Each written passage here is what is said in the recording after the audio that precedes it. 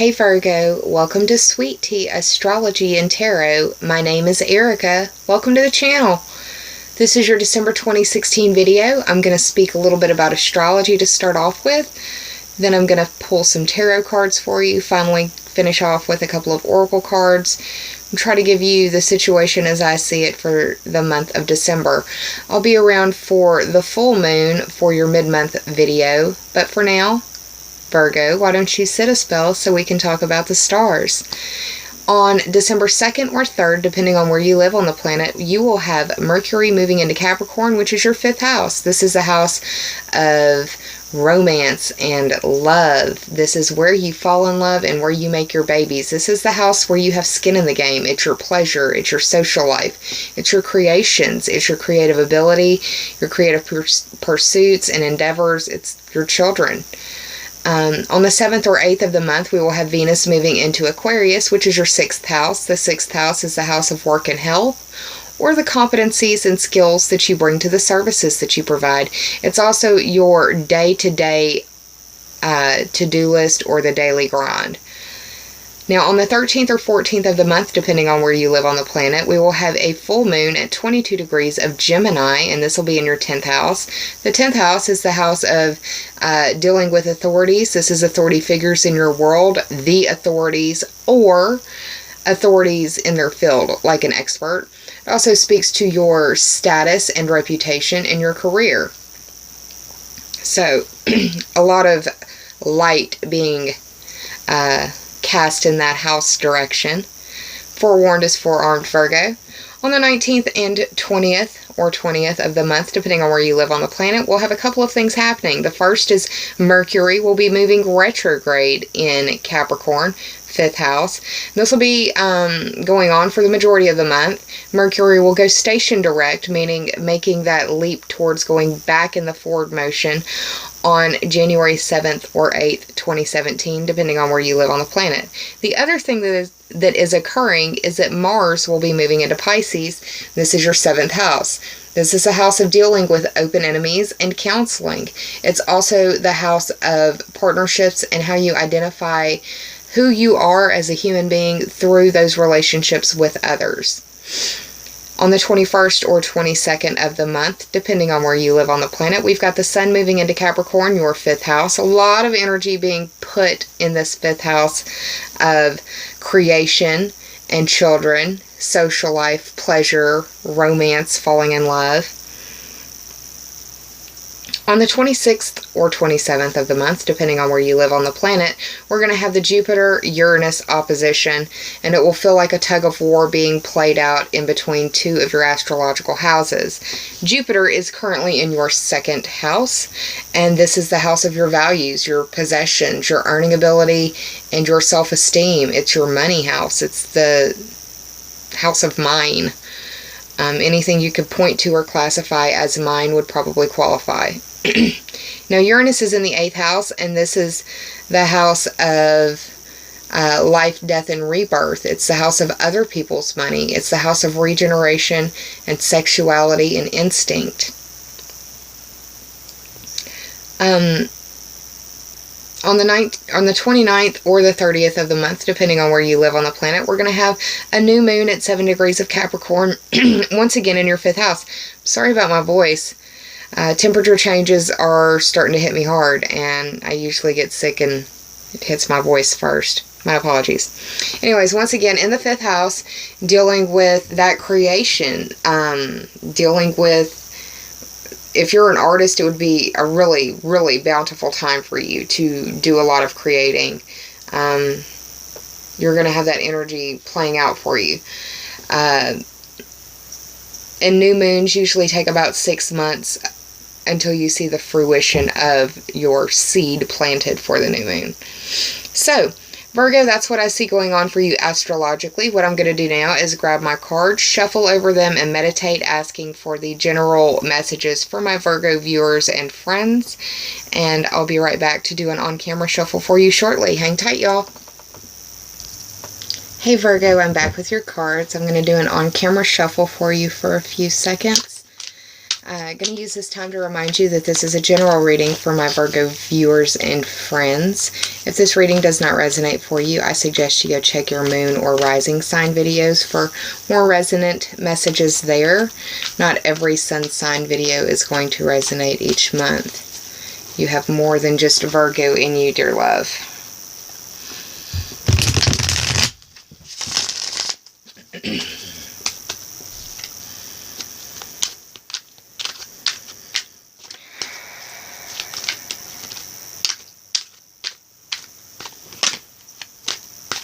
Alright, I'm going to cut for you.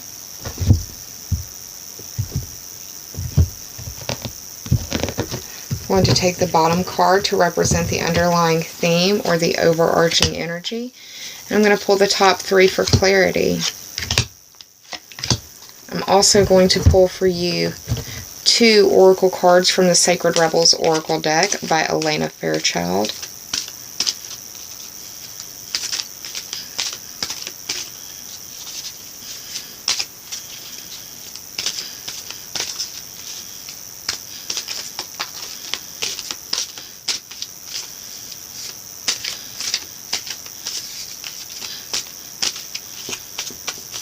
Nicole, go ahead and cut.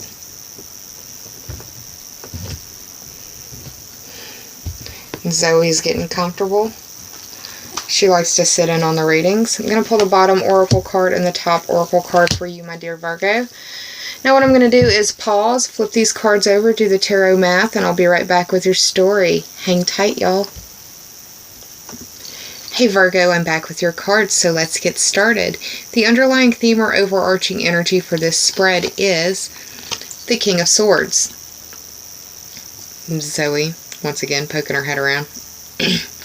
Okay, the King of Swords is masculine air sign energy. The air signs are Gemini, Libra, and Aquarius. When I see this individual, I think of someone who uses their words or their mental faculties to that's their power. That's where that's their skill set.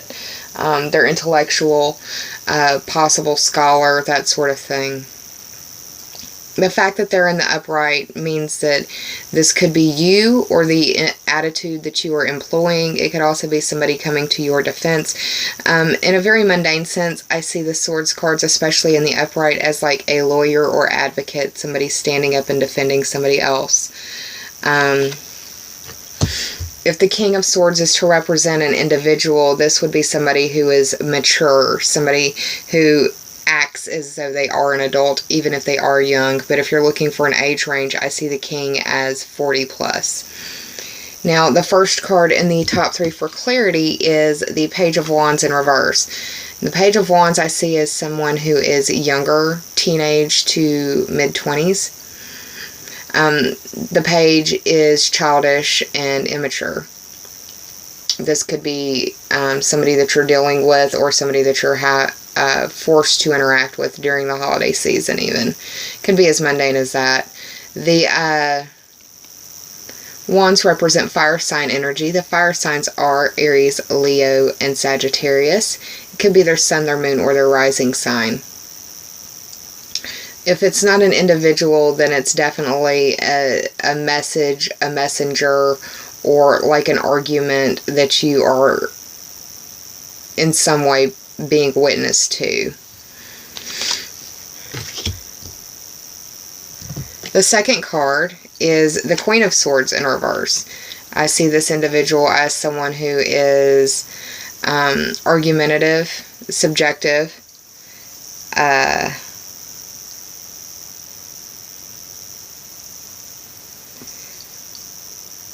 this person could use words to hurt or argues just for the sake of arguing. Whenever I see the Swords cards in reverse in the Court cards, I think of misinformation, and this can be through either intent or through misintent, through what's the word? Through no malice of their own. They're regurgitating what they've been told, but that's not always the case. I just don't want to be the kind of reader that's like, they're lying to you, because that doesn't necessarily It's not the case for every situation. I just try to give you what I see and how I see it. It could be that you're dealing with like a mom and her son, and for whatever reason it's they're at each other's throats, I guess, over the holidays, and you're the one who has to come in and kind of play mediator, is one way that I see it turning out. Is really one of the main ways that I see it turning out, because there's a lot of characters in this spread. The only card that isn't a character card is a Major Arcana card, and it was your third card in the top 3 for clarity. It is the 7, the first numerology, or the first number of this spread. Numerology. I read the numbers a different way than most readers do, because I'm weird like that. I see the numbers, or reduce the numbers down for the numbers 1 through 12 for the astrological houses. So the 7 represents the 7th house, and that's the house that Libra rules. So it may involve a Libra. I think about the duplicitous signs when I see the Chariot, because of these sphinxes down here, the black and the white. Without the, without the light there can be no dark, and vice versa. So I think about the duplicitous signs. I think about the Pisces. I think about the Geminis. I think about the Librans when I see this card, because of these guys down here. This card traditionally represents the zodiac sign of Cancer. I can't really give you the reasoning behind that, except for maybe these little crescent moons for the shoulder pads right there. It's supposed to represent tradition. It's also known as achievement through self-effort or self-mastery. It's being able to grab life by the reins and keep it on the road, if you will, keeping it together. The fact that it's in the upright is a really nice omen. When I see the Chariot, I also think of transportation, because the Chariot is a means of transport. So your vehicle, just make sure that you've done all of your,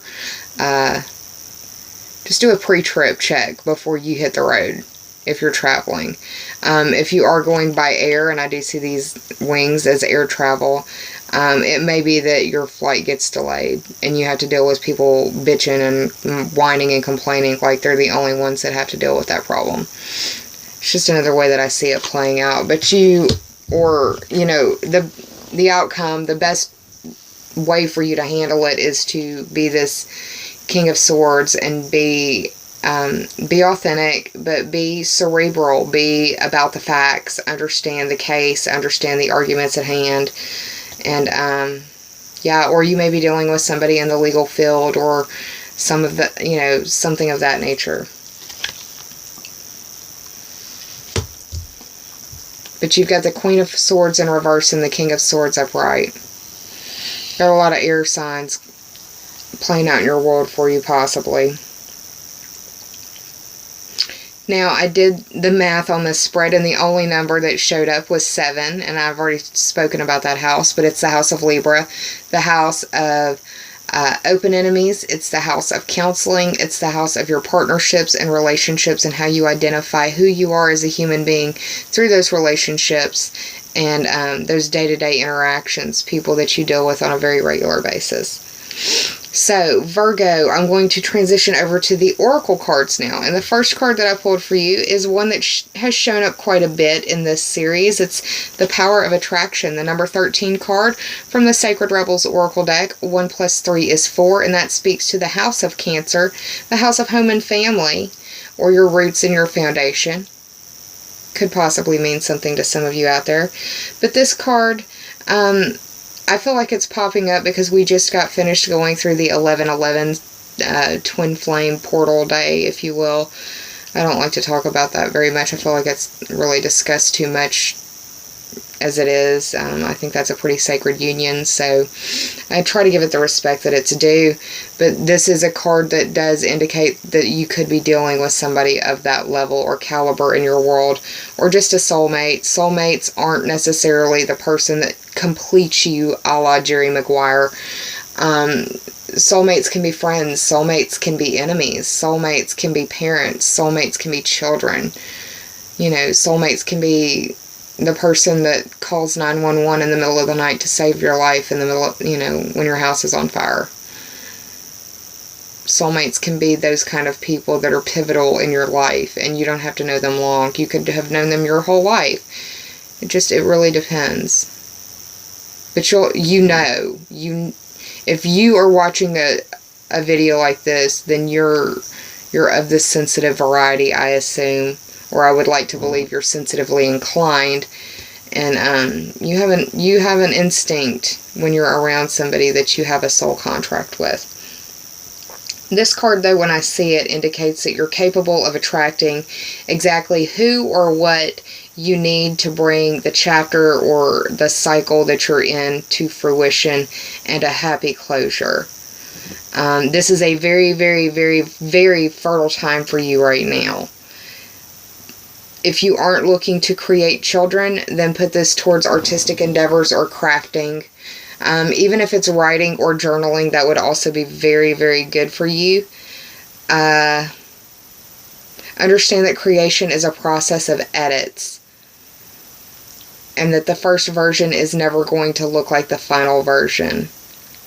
Artistic edits are required now in your creative life, but also in your life as well. This is a powerful time of attraction and for attraction, and you've got nothing but, well, you've got more than, but you've got a lot of fifth house energy playing out, and that very much is the house of romance and the house of falling in love. So if that's the case for you, congratulations, Virgo. Now, the second card that I pulled for you is the 42nd card of the Sacred Rebels Oracle deck by Elena Fairchild. It reads, "The word wants to be written," and there are monarch butterflies all over this card. So go Google monarch butterfly animal totem or spirit animal symbiology, however you are so drawn to look it up, but there may be resonant messages for you there just through that picture alone. But let's go further. 4 + 2 is 6. This speaks to the Virgo, that's you, Virgo ruled house, of work and health or competency and skills that you bring to the services that you provide. It also speaks to the daily grind. This card very much indicates that journaling would be very beneficial for some of you now, and for a very, very, very small number of you. And those of you who know what I'm speaking about on the topic, automatic writing could also be very beneficial for you as a means of counseling or healing. Now, what you love to do comes naturally to you. So honor that gift, because some people really have to struggle to find that. This is an invitation to your empowerment through your creative endeavors and pursuits. I already said, yeah, write, journal. If you're of the writing variety, then do as much writing as you can. That would be good for you. But it would also be a powerful time for reading, for your empowerment and your enrichment. Those books that you go to time and again that just kind of nourish your soul, that's the kind of stuff I'm talking about.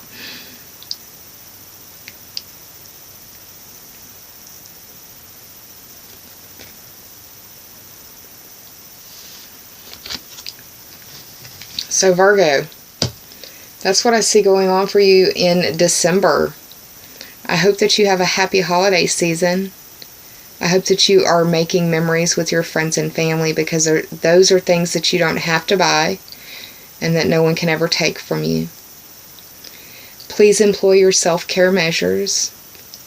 Be kind to yourself. Save some of that kindness for others, because we're all going through private battles in our own worlds that some of us may never speak about to another living soul. And it's the holidays, y'all. Be kind. I hope that you're well. And I'll see you at the mid-month reading, closer to the full moon, where I'll pull some extra cards and give a little bit more of an in-depth reading for you. So, until then, take care of yourself, Virgo. Namaste, y'all. Bye.